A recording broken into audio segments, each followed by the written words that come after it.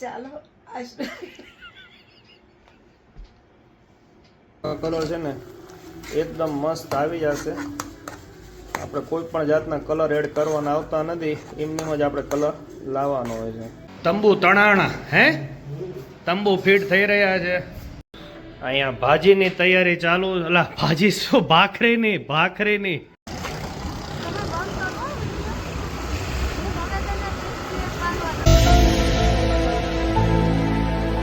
Good morning, જય શ્રી કૃષ્ણ, જય સ્વામિનારાયણ, જય માતાજી અને હર હર મહાદેવ. તો ફરીથી બધાનું સ્વાગત છે અમારા નવા ફ્રેશ અને એનર્જેટિક વ્લોગમાં.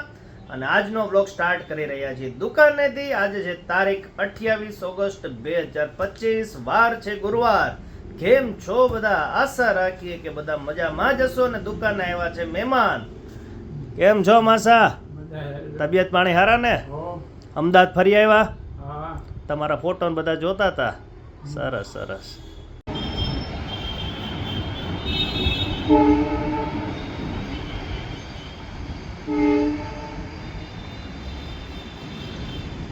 સરસ મજાનું એટમોસ્ફિયર છે, જોઈ લો. એકદમ સરસ મજાનું વાદળછાયું વાતાવરણ અને માલ ગાડી જઈ રહી છે.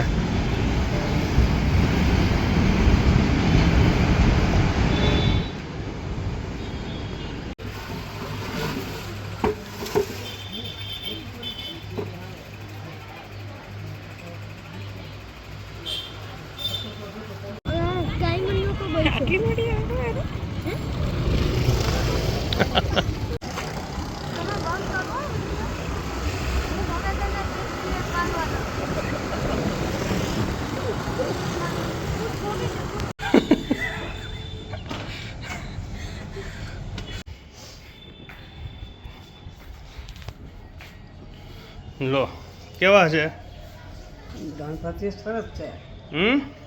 આરવે બનાવ્યા ક્લેથી. સ્કૂલમાં એને હોય ને પ્રોજેક્ટનું.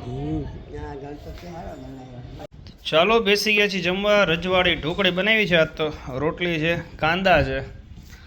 અહીંયા મેડમ છે નહીં. ક્યાંય ગયા મેડમને આજે છે ઋષિ પાચમ, એટલે બનાવી રહ્યા છે. આમ તો ઋષિ પાચમ સામા પાચમ કહેવાય, એટલે સામો બનાવી રહ્યા છે. સામો બનાવો છો? આવડે છે? જોઈ લો, સામાની તૈયારી ચાલુ છે. સામો બની જાય ત્યાં સુધી આપણે જમી લઈએ. વાયગા છે એક્ઝેક્ટ 8:45 અને પાવભાજી બનાવવાની તૈયારી ચાલુ છે. કોઈ પણ જાતના શાકભાજી નથી, ખાલી બટેકા ટમેટાની પ્યોરી બની રહી છે. આદુ લસણ મરચાં બારીક કટિંગ કરી નાખ્યા છે. બધા મસાલા, તેલ અને બટર બંનેનો ઉપયોગ કરી રહ્યા છીએ. અને ભાજી બનાવવાનો છું હું. ચાલો ભાજી ખાવા. ઉતાવળમાં મેન વસ્તુ જ રહી ગઈ, ડુંગળી કટિંગ કરવાની રહી ગઈ હતી.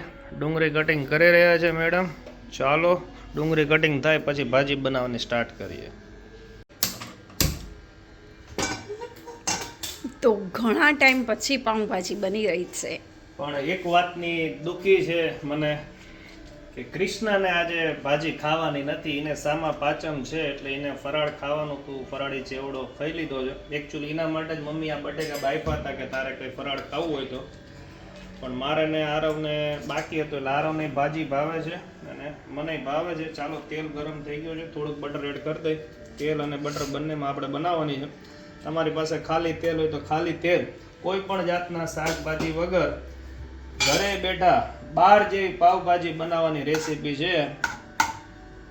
તેલ આવી ગયું છે. હવે આની અંદર આપણે જીરું એડ કરી દઈશું. હવે આની અંદર આપણે 2 મીડિયમ સાઇઝના કાંદા છે તે આની અંદર એડ કરી દઈશું. અને સાથે ને સાથે આદુ લસણ અને મરચાં ત્રણેય આપણે કટિંગ કરીને રાખ્યા છે. એક મોટું મરચું છે તેને મોટી સાઇઝ રાખી છે. હવે અત્યારે આપણે આની અંદર થોડુંક મીઠું એડ કરી દઈશું એટલે આ ડુંગળી ને બધું ફટાફટ સતળી જાય. એક અડધી ચમચી જેટલું. હવે આને 1 થી 1.5 મિનિટ મીડિયમ ફ્લેમ ઉપર આપણે સાતળી લેશું.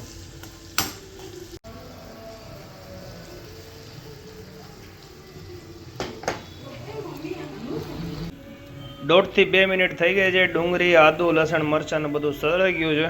હવે આની અંદર આપણે ટમેટાની પ્યોરી એડ કરી દઈશું. ટમેટાની પ્યોરી પણ એડ કરી શકો, બારીક કટિંગ કરેલા ટમેટા પણ એડ કરી શકો. હવે આની અંદર આપણે 1 ચમચી કાશ્મીરી લાલ મરચું એડ કરી દઈશું, જેનાથી ભાજીનો કલર છે ને એકદમ મસ્ત આવી જશે. આપણે કોઈ પણ જાતના કલર એડ કરવાના આવતા નથી, એમનેમ જ આપણે કલર લાવવાનો હોય છે. અહીંયા ભાજીની તૈયારી ચાલુ. અલા ભાજી શું, ભાખરીની. कैसा लगा मेरा मजाक? આરવભાઈને ખાવી છે ભાખરી, એટલે આરવભાઈ માટે ભાખરી બની રહી છે. અને આપણી ટમેટાની ગ્રેવી ઓલમોસ્ટ પાકી જવાની તૈયારીમાં છે. હજી 1 મિનિટ રાખી પછી આની અંદર આપણે બટેકા બાફીને રાખ્યા છે તે આની અંદર એડ કરી દઈશું.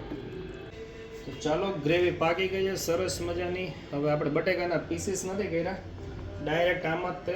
હવે આની અંદર બધા મસાલા એડ કરી દઈશું.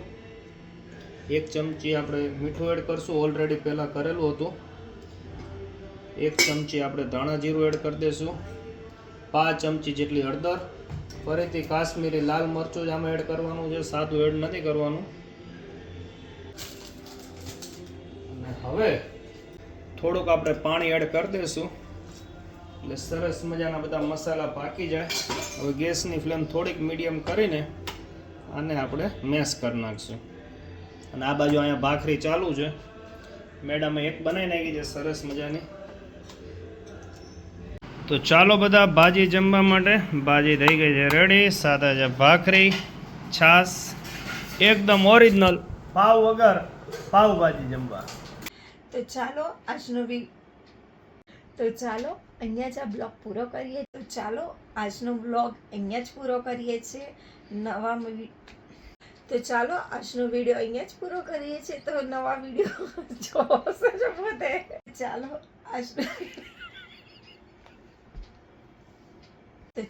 આજનો વિડીયો અહીંયા જ પૂરો કરીએ છીએ.